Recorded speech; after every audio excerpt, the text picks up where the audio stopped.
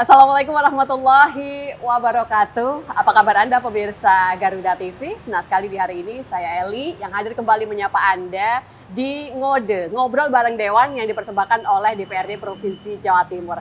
Dan di hari ini tentunya kita sama-sama begitu ya, seluruh warga Jawa Timur kalau sudah masuk di bulan Mei, Juni, Juli begitu kan. Ini kalau kita lebih fokuskan pada dunia pendidikan tentunya ada banyak hal baru yang dinantikan. Nah, ketika masuk pada PPDB di tahun ini, apa sih yang tentunya Anda harapkan? Sesuatu yang mungkin jauh lebih tertata, jauh lebih diinformasikan lebih awal, baik itu berkaitan dengan pendaftarannya, terus juga nanti jumlah sekolahnya juga, daya tampungnya seperti apa, termasuk juga sistem yang seperti apa yang berlaku di Jawa Timur. Di hari ini saya bersama dengan tamu yang sangat luar biasa. Pokoknya kalau ngobrol soal pendidikan, wah tamu saya ini pastinya akan bisa membawa banyak informasi untuk Anda. Saya akan langsung perkenalkan saja beliau yang merupakan anggota Komisi E DPRD Provinsi Jawa Timur. Ada Bapak Dr. Haji Rasio MSI. Apa kabar? Assalamualaikum Pak Rasio. Alhamdulillah Mbak Eli, baik-baik saja. Kita ketemu. Bapak Anjay, senang sekali. Wah, ngobrol pendidikan bareng dengan Pak Rasio ini kayak bener-bener sudah ketemu pakarnya yang komplit gitu kan. Beliau seorang guru, pernah seorang anggota dewan yang berkaitan dengan dunia pendidikan. Ini tentunya Komisi E akan bisa memberikan banyak sekali informasi.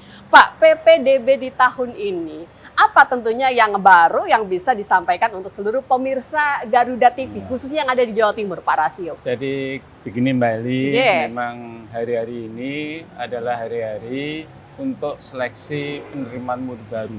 Betul. Jadi disingkat dengan SPMB. Kalau dulu PPDB, sekarang seleksi penerimaan murid baru itu prinsipnya sama. Yaitu kalau dulu zonasi, sekarang domisili.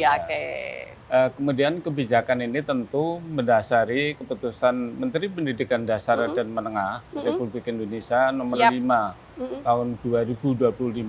Jadi sebagai dasar dalam rangka melaksanakan kegiatan seleksi penerimaan murid baru itu. Hal yang menarik memang ada banyak variabel, tentunya ini menjadi perhatian secara sungguh-sungguh dari wali murid, orang tua. Makanya kemarin ketika kami mengumpulkan Kepala Dinas Pendidikan Provinsi Jawa Timur, saya tekankan agar wali murid memahami betul apa perubahannya. Kemudian persentase penerimaan siswanya juga berbeda. Kalau dulu zonasi, sekarang domisili, misalkan persentasenya 35%. Kemudian ada lagi prestasi, prestasi itu bisa prestasi akademik dan non-akademik. Kemudian ada juga afirmasi. Afirmasi itu adalah ditujukan kepada orang-orang dari keluarga tidak mampu. Jadi ada persentase yang dipahami oleh wali murid, sehingga wali murid nanti karena variabelnya banyak, jangan sampai dia juga gundah. Saya ini daftar menggunakan cara apa dan jalur rank apa gitu kan ya. Makanya Mbak Eli, kesempatan yang baik saya ketemu dengan Mbak Eli nanti untuk memberikan kesempatan yang seluas-luasnya kepada semua wali murid agar memahami apa yang dilakukan di dalam rangka seleksi penerimaan murid baru tahun 2026 ini. Pak Rasio, untuk evaluasi kebijakan SPMB ya, SPMB di tahun ini itu apa sih Pak yang tentunya itu akan bisa menjadi poin penting pelaksanaan di tahun 2026 ini Pak? Jadi memang seleksi itu ganti-ganti. Pada saat dulu saya menjadi Kepala Dinas Pendidikan Provinsi Jawa Timur, mudah, ukurannya satu variabel yaitu ujian nasional. Jadi kalau ujian nasionalnya itu bagus ya pasti diterima. Biasanya kalau nilainya tinggi, dia itu mendapat di sekolah-sekolah yang dianggap favorit. Kalau sekarang beda. Sekarang itu variabelnya banyak. Jadi ada juga nilai yang tinggi juga menjadi perhatian dari seleksi ini. Tetapi rayonisasi jarak antara anak didik dengan sekolah yang ditunjuk. Kemudian kalau dulu itu sistemnya adalah rayon, sekarang itu bisa rayon, subrayon. Bahkan satu rayon itu dibagi. Misalkan rayon pertama, misalkan kecamatan tertentu. Kecamatan tertentu itu ada lembaga SMA. Karena kewenangan Provinsi Jawa Timur itu adalah penyelenggaraan pendidikan di SMA dan SMK. Makanya ini harus dipahami juga oleh wali murid yang nanti tentu anaknya daftar di SMP bagaimana, tapi prinsipnya sama. rayon itu jarak. Rayonisasi, kalau jarak terdekat itu tentu nilainya lebih tinggi daripada yang agak jauh.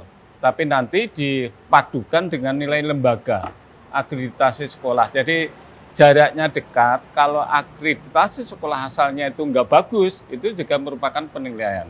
Yang ini kadang-kadang orang tua nggak paham. Betul, sepakat. Ya, anak saya ini dekat, tapi nggak diterima. Tapi yang jauh diterima karena apa? Nilai lembaganya, akreditasi sekolah asalnya itu bagus.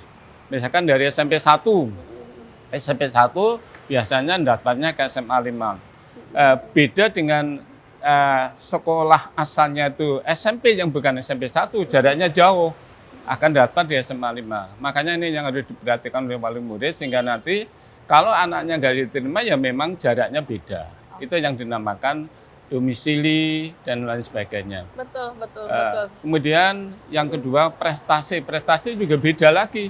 Prestasi akademik adalah prestasi dalam rangka kegiatan belajar mengajar, dilihat dari nilai rapot semester 1 sampai 5, kemudian dilihat lagi nilai TKA, tes kompetensi akademiknya, kalau dia bagus, jadi walaupun jaraknya jauh, karena menggunakan jalur prestasi ya pasti diterima. Hanya memang persentasenya itu dibatasi, yang jalur domisilinya itu 35%, kalau prestasinya itu 25%, itu saja sudah jumlahnya 60. Ditambah lagi jalur afirmasi anak-anak dari keluarga miskin itu 30%. Dari itu saja sudah 90%. Jadi sebenarnya konsentrasi dalam seleksi penerimaan murid baru itu ada di domisili, kemudian di prestasi, dan juga di prestasi, afirmasi. Itu jumlahnya. Kalau yang lainnya, misalkan itu persentasenya sangat kecil, 5%. Sehingga ini yang harus dipahami oleh wali murid. Dan kemarin Kepala Dinas Pendidikan Jawa Timur sudah kami kumpulkan, kami panggil untuk memberikan sosialisasi kepada wali murid. Bahkan kalau perlu datang di lembaga-lembaga SMP, dikumpulkan wali murid itu, kemudian diberikan pengarahan tentang seleksi penerimaan murid baru.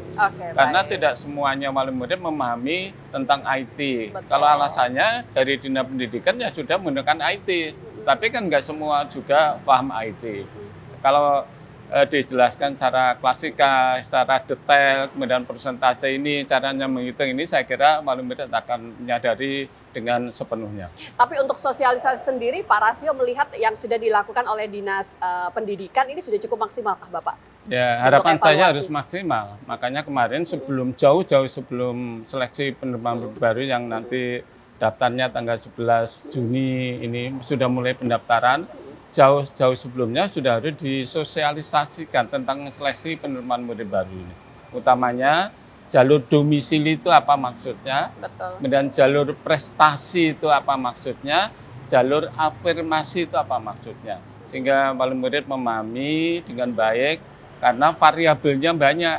Variabelnya ini aja sudah ada 3, masih prestasi akademik dan juga mutasi. Mutasi itu adalah orang tua yang pindah tugas, kemudian sekolah di sekolah tertentu, itu diperhitungkan juga untuk memberikan penghargaan kepada mereka. Misalkan dia itu pegawai negeri, atau mungkin dia masalah angkatan bersenjata, biasanya kan pindah tugas itu dihargai oleh sistem ini. Sehingga itu ada kesempatan untuk bisa diterima di sekolah yang dituju. Persentasenya yang 5% tadi ya Pak ya? Iya, persentasenya kecil itu 5%. Kalau yang lainnya kan 35, 25, 30. Baik. Pak Rasio, ini masih ngobrol soal sosialisasi begitu kan. Bagaimanakah dengan fungsi dari posko-posko Pak? Ada nggak sih mungkin yang standby di masing-masing sekolah untuk bisa memberikan informasi detail ketika ada masyarakat atau juga calon wali murid itu yang butuh informasi berkaitan dengan SPMB ini Pak? Utamanya di sekolah asal. Asal misalkan kalau dia melanjutkan ke SMA, berarti di SMP asalnya itu ada posko. Kemudian kalau dia dari SMP ke SMA, di SMA yang dituju juga harus ada posko. Kemudian di Dinas Pendidikan Jawa Timur harus ada posko. Kemudian masing-masing cabang dinas. Jadi Dinas Pendidikan itu di Jawa Timur, namanya Kepala Dinas Pendidikan Provinsi Jawa Timur, kemudian di kabupaten kota ada kepala cabang dinas. Di masing-masing itu ada posko. Sehingga nanti kalau ada wali murid yang mengalami kesulitan untuk SPMB ini ya bisa ke situ dan lain sebagainya. Atau online, jadi bagi anak-anak muda, generasi muda yang suka main HP itu bisa buka online masalah SPMB Jawa Gunakan Timur ya. ya 2026. Di Oke, sana baik. sudah ada semuanya. Tinggal bagaimana kemauan kita untuk bisa mau membuka diri mencari informasi yang lebih detail, begitu ya Pak ya? Betul. Ya. Nanti kita akan coba lanjut kembali, masih ada banyak hal begitu yang bisa kita gali dari tamu kita yang sangat luar biasa di hari ini. Tentunya pastikan Anda masih tetap bersama dengan kami pemirsa di Ngode Ngobrol Bareng Dewan yang dipersembahkan oleh DPRD Provinsi Jawa Timur. Sesaat lagi untuk Anda.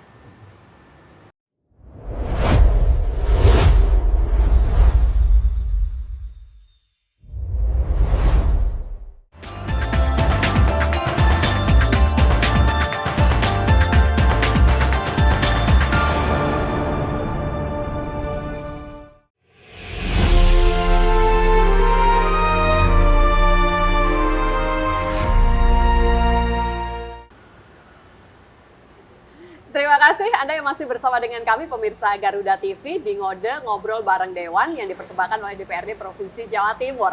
Di segmen ini saya akan coba mewakili Anda sebagai calon wali murid mungkin ya di seluruh Jawa Timur. Kalau mungkin Anda merasa tahun ini kan ada yang baru begitu kan, anak-anak kita itu sudah melewati yang namanya TKA. Nah sebenarnya TKA, hasil dari TKA itu sendiri yang tentunya kita sudah sama-sama tahu bagaimana hasilnya untuk Jawa Timur begitu kan. Hasil atau juga nilai yang didapatkan di tahun ini tuh sebenarnya bisa difungsikan langsung untuk mendaftar atau bagaimana Pak Rasio? Ya, tadi saya katakan jalur prestasi itu salah satu ukurannya adalah TKA. TKA ya? Itu adalah tes kompetensi akademik. Oke. Kalau dulu pada saya menjadi Kepala Dinas Pendidikan Jawa Timur ada ujian nasional. Kita pakai danem dulu Iya, Pak. danem dulu ya, ada matematika, bahasa Betul. Inggris, bahasa Indonesia, kemudian IPS, IPA, ada 6 Siap. mata pelajaran. Kalau sekarang hanya 2.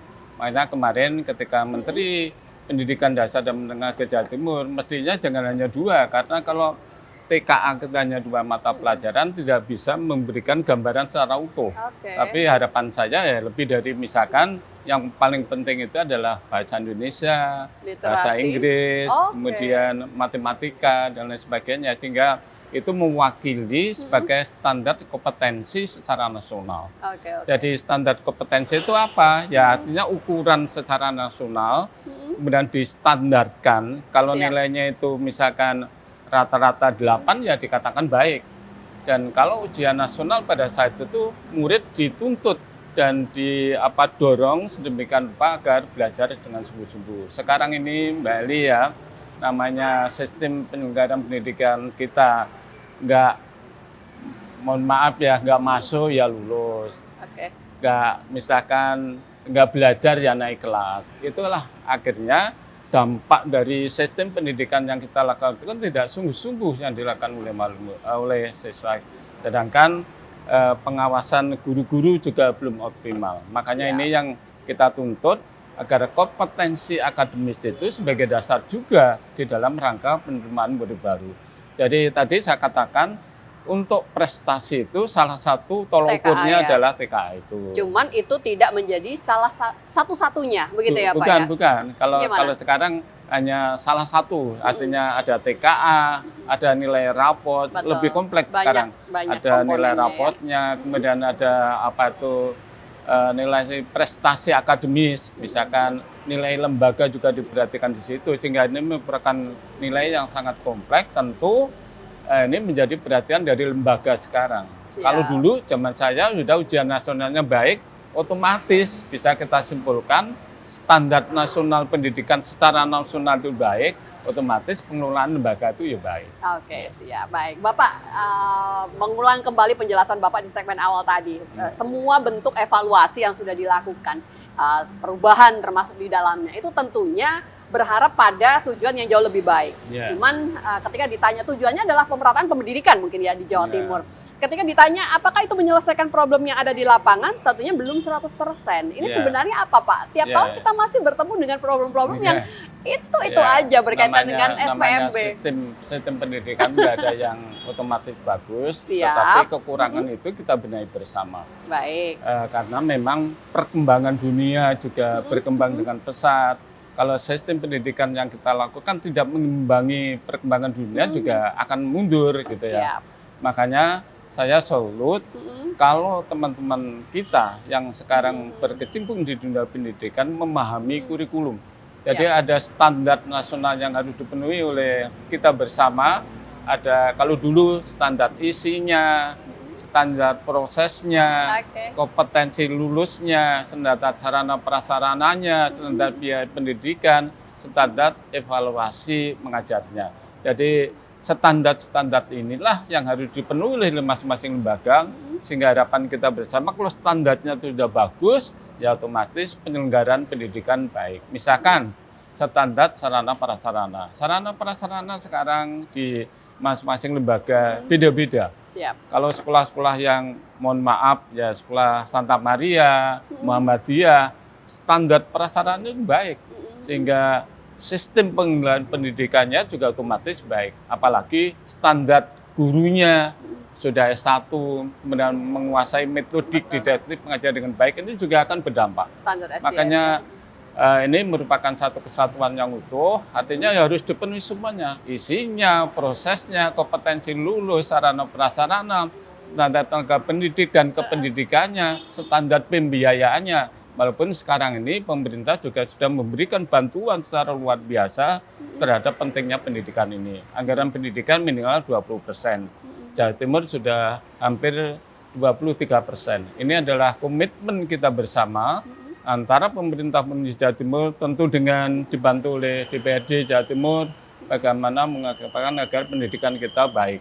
Karena kita yakini hanya pendidikan yang baik, kualitas bangsa ini akan maju. Kita ketahui sekarang orang-orang ya sering mencibir tentang kebijakan yang dilakukan oleh pendidikan, tetapi saya yakin kalau kita bersama-sama kemudian punya kompetensi yang sama dalam rangka memajukan pendidikan, nanti akhirnya akan berdampak pada kualitas bangsa yang kita miliki ini. Oke, baik. Pak Rasio, problem daya tampung jumlah sekolah yang tersedia dengan kebutuhan yang ada ini kan mungkin masih jauh begitu kan, Pak Rasio? Kondisi Jawa Timur seperti apa, Pak? Dan upaya untuk bisa dari tahun ke tahun memperbaiki itu semua, Pak Rasio? Ya, kalau daya tampung negeri swasta saya kira sudah cukup. Kalau semua ingin sekolah negeri ya tentu nggak cukup. Makanya saya tekankan kepada wali murid, sekolah itu harus di negeri. Saya ini Mbak Eli, saya ini sekolah saya di swasta. Tapi pada saat itu orang tua saya secara sungguh-sungguh agar anak saya ini sekolah, yang penting sekolah. Makanya nanti saya tekankan pada semua wali murid tidak harus berbondong-bondong ke sekolah negeri. Kalau sekolah ya sudah sekolah swasta. Sekolah swasta ini sudah dibiayai oleh pemerintah Provinsi Jawa Timur, diberikan bantuan minimal pendidikan. Setiap siswanya 1 juta rupiah, ini kan luar biasa. Artinya jangan sampai ada keluhan anak tidak sekolah karena biaya. Ada sekolah rakyat dan dibiayai negara, bahkan diasramakan dan lain sebagainya. Ini adalah upaya-upaya agar anak-anak kita harus dan pasti sekolah.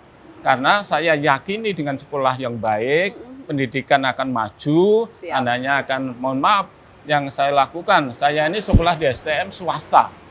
Kemudian waktu itu kenapa saya milih STM? Supaya setelah lulus saya bisa bekerja. Alhamdulillah STM mesin, saya lulus kerja dulu, uang saya kumpulkan setahun, kemudian saya kuliah. Kuliah, kemudian ngambil S1 dan lain sebagainya, sampai S2 dan S3. Artinya sekolah itu tidak harus negeri. Bahkan anak-anak yang sekolah negeri karena nggak belajar sungguh-sungguh ya nggak berhasil. Makanya ini sebagai penekanan saya pada kesempatan yang sangat berbahagia ini. Jadi kalau nggak diterima ini ya nggak usah lah, sudah sekolah di swasta. Asalkan sungguh-sungguh, kemudian pemerintah Provinsi Jawa Timur nanti memberikan bantuan pengelolaan pendidikan ini dalam bentuk BUPP, dalam bentuk bantuan dana hibah kepada murid yang tidak diterima itu, saya kira besarnya cukup relatif dan saya kira bisa membantu anak-anak untuk sekolah di swasta. Sekolah swasta pun yang namanya intervensi dari pemerintah itu masih bisa didapatkan begitu ya Pak ya. Jadi bukan satu-satunya ketika kita berbicara soal SPMB, tentunya Pak Rasio memberikan opsi yang berbeda. Artinya sebuah angin segar yang bisa kita lihat bersama untuk hari ini. Pak Rasio, ini soal pemerataan, artinya fasilitas sekolah yang ada di Jawa Timur, kualitas SDM, kita bicara soal guru berarti ya Pak ya. Itu seperti apa Pak Rasio? Ya sejak dulu Mbak yang namanya pemerataannya sudah kita lakukan. Kemudian begini, jumlah lulusan SMP negeri swasta di Jawa Timur kurang lebih ada 790.000. Kemudian daya tampung di sekolah negeri kurang lebih hanya 30%. Artinya 70% tidak diterima di sekolah negeri. Yang itu yang saya mohonkan kepada wali murid nanti tidak harus sekolah di negeri. Kemudian pemerataan gurunya juga begitu. Apalagi sekarang pemerintah menetapkan kebijakan tidak boleh mengangkat guru non-ASN yang kemarin sempat ramai dan lain sebagainya. Tapi saya yakin kami sebagai wakil dari pemerintah Jawa Timur akan mengupayakan agar guru-guru kita ini kan bisa dibayar dari BOS, dari BOSDA, dari BWPP dan lain sebagainya. Sehingga paling tidak memberikan dorongan kepada guru untuk melaksanakan tugas mengajar dengan baik. Guru itu sendiri, Mbak Eli, sudah ada ketentuannya. Jadi nggak bisa mengangkat guru misalkan sembarangan. Misalkan rombongan belajar, ada 10 rombongan belajar. Diperlukan guru matematika sebanyak berapa itu bisa dihitung. Matematika itu 1 minggu misalkan 6 jam pelajaran. Kalau 6 rombongan belajar berarti diperlukan 60 jam pelajaran. Nah, 60 jam pelajaran itu setiap guru maksimal bisa mengajar 30 jam pelajaran. Berarti untuk 10 rombongan belajar diperlukan 2 guru. Makanya nanti kepala sekolah, utamanya cabang dinas pendidikan kabupaten menghitung itu. Guru yang diperlukan itu berapa sebenarnya. Jangan sampai yang diperlukan 2 guru matematika, tapi di situ ada misalkan 3 atau 4 guru. Itu kan kelebihan. Yang kelebihan itu otomatis juga nanti pada saatnya akan menyebabkan ada permasalahan di lembaga itu. Oke, betul. Ada aturan yang ada begitu ya untuk menentukan. Nanti kita akan coba lanjut kembali. Sepertinya saya akan butuh durasi yang jauh lebih panjang kalau berbincang dengan beliau berkaitan dengan pendidikan yang ada di Jawa Timur. Tapi kita harus jeda sebentar dan pastikan Anda tetap bersama dengan kami, pemirsa, di Ngode Ngobrol Bareng Dewan yang dipersembahkan oleh DPRD Provinsi Jawa Timur. Sesaat lagi untuk Anda.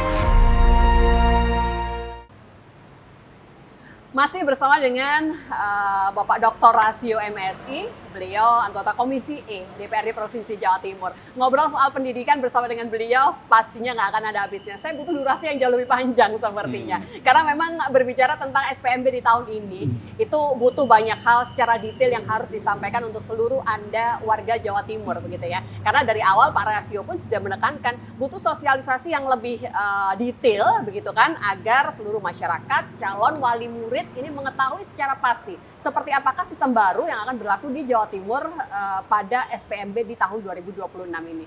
Pak Rasio, ini berkaitan dengan anggaran. Kita tahu semua berharap pendidikan jauh lebih baik setiap tahunnya, begitu kan? Seperti apa anggaran yang tentunya diberikan untuk Jawa Timur, Alhamdulillah, Pak? Anggaran pendidikan di Jawa Timur pada tahun 2026 itu sudah memenuhi ketentuan dari undang-undang. Jadi minimal 20% dari Jawa Timur, lebih dari itu. Bahkan kalau dihitung uangnya itu hampir 10 triliun. 10 triliun itu untuk apa? Ya untuk kepentingan penyelenggaraan pendidikan, sarana prasarana, kemudian untuk kesejahteraan guru, kesejahteraan guru, salah satunya untuk gaji. Jumlah guru di Jawa Timur itu kurang lebih ada 80.000 yang itu digaji oleh pemerintah daerah Provinsi Jawa Timur. Artinya kita punya komitmen secara sungguh-sungguh bagaimana pentingnya penyelenggaraan pendidikan. Kalau memang undang-undang seperti itu ya harus dipenuhi. Alhamdulillah selama kami jadi Mbak Eli, saya dulu sebelum jadi DPRD adalah jadi Sekda Jawa Timur. Saya juga pernah Kepala Dinas Pendidikan Jawa Timur, juga memahami betul apa penyelenggaraan pendidikan di Jawa Timur sampai saat ini. Alhamdulillah perhatian dari pemerintah di Jawa Timur, pemerintahan itu ya legislatif, eksekutif. Artinya memberikan komitmen secara sungguh-sungguh terhadap pentingnya pendidikan, anggaran 20%, kemudian kegiatannya untuk apa? Itu nanti diatur di dalam banggar bagian anggaran bersama-sama dengan THPD untuk menyusun anggaran pendidikan itu. Salah satunya ya untuk kesejahteraan guru, untuk sarana prasarana dan lain sebagainya. Oke, baik. Di DPRD, Bapak, kita sebenarnya butuhkah adanya sebuah perubahan kebijakan atau revisi atau ditambahkannya poin-poin baru yang akhirnya bisa lebih berpihak pada dunia pendidikan di Jawa Timur, Pak Rasio? Ya, kalau Jawa Timur, karena saya paham betul, mohon maaf Mbak Eli, saya tadi adalah Kepala Dinas Pendidikan Jawa Timur tahun 2001-2009, kemudian saya Sekda Jawa Timur 2009 sampai 2016, artinya Bapak mengamati bisa betul anggaran memahami pendidikan sekali itu ya. sudah cukup bagus, hanya Siap. memang sekarang yang penting adalah pelaksanaan di lapangan. Jadi pemerataan kesempatan memperoleh pendidikan bagi semua warga negara itu menjadi prioritas. Walaupun anggarannya besar, tapi kalau pemerataan kesempatan memperoleh pendidikan itu enggak rata juga sulit, utamanya daerah-daerah kepulauan. Sehingga ini menjadi kebijakan kami di DPRD Jawa Timur. Kemudian kita susun bersama dengan eksekutif, yaitu dengan UPD, dengan Dinas Pendidikan Jawa Timur. Kemudian anggaran itu diperlukan untuk apa? Setiap triwulan kami melaksanakan pengawasan, karena tugasnya Dewan itu ada 3. Yang pertama adalah budgeting, menyusun anggaran. Jadi menyusun anggaran tadi misalkan 9,8 triliun itu digunakan untuk apa? Untuk Popda, untuk BPP dan lain sebagainya. Kemudian fungsi pengawasan, kontrol. Artinya kami juga turun ke lapangan mengawasi kebijakan pelaksanaan pendidikan yang dilakukan oleh UPD, oleh dinas. Makanya saya turun ke masing-masing, apalagi sekarang musim SPMB ini juga tugas kami untuk mengevaluasi kebijakan itu di pemerintah kabupaten kota, karena di pendidikan Jawa Timur ada kepala dinas pendidikan, kalau di kabupaten kota itu ada kepala cabang dinas. Ya, yang tahu persis permasalahan pendidikan itu ya cabang dinas itu di bawahnya itu. Makanya kami ngecek misalkan sistem penerimaan SPMB sekarang ini gimana, ada kesulitan atau enggak. Kalau ada kesulitan apa permasalahannya. Kalau misalkan semua ingin masuk sekolah negeri ya nggak mungkin, karena memang jumlah lembaganya juga terbatas. Makanya kami juga mengusulkan nanti misalkan ada pembangunan sekolah negeri, misalkan SMA, SMK. Tapi itu pun juga tidak semudah membalik telapak tangan, karena kalau kita ingin membangun sekolah negeri, sekolah itu kan tempatnya di kabupaten kota. Yang memiliki tanah itu adalah bupati dan wali kota. Jadi kami juga harus koordinasi dengan pemerintah kabupaten kota agar sebagian tanahnya itu misalkan digunakan untuk pendirian lembaga. Saya kira lembaga negeri itu memang kurang, makanya itu harus dipetakan dengan baik. Yang tahu lembaga mana yang kurang ya cabang dinas pendidikan kabupaten kota. Kemudian masalah tanah, hubungan kepala dinas, kepala cabang dinas dengan bupati wali kota. Jadi begitu yang harus kita lakukan sehingga kita ciptakan situasi yang baik. Tanggung jawab pendidikan itu adalah tanggung jawab kita bersama. Tidak hanya kewenangannya memang di provinsi, tapi tanggung jawabnya yang punya rakyat itu kan kabupaten kota. Sehingga ini harus disadari bersama. Kalau misalkan setiap event atau lembaga itu misalkan saling mempertahankan diri, ini kan kemenangan provinsi, mestinya provinsi ya nggak bisa. Ya kemenangan ini adalah kemenangan kita semuanya, hanya tanggung jawab penyelenggaraan pendidikan ada di provinsi. Tanggung jawab penyelenggaraan pendidikan SD SMP ada di kabupaten kota. Ya. Oke, Pak Rasio, saya mendengar penjelasan Bapak ini seperti dapat memotret pendidikan itu secara luas begitu kan. Apa sih sebenarnya Pak Rasio masih menjadi PR sampai dengan hari ini itu? PR akan dunia pendidikan di Jawa Timur.